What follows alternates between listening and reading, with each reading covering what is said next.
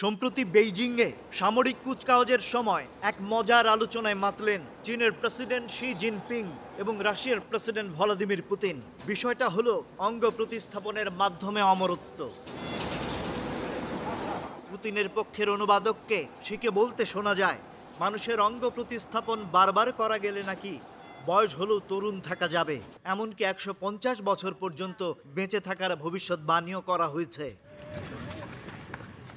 এটা কি আদৌ সম্ভব? গবেষণা বলছে অঙ্গ প্রতিস্থাপন অবশ্যই জীবন বাঁচায়, কিন্তু এর স্থায়িত্ব সীমিত। যেমন কিডনি টিকে 20 থেকে 25 বছর, লিভার প্রায় 20 বছর, হার্ট 15 বছর আর ফুসফুস মাত্র 10 বছর।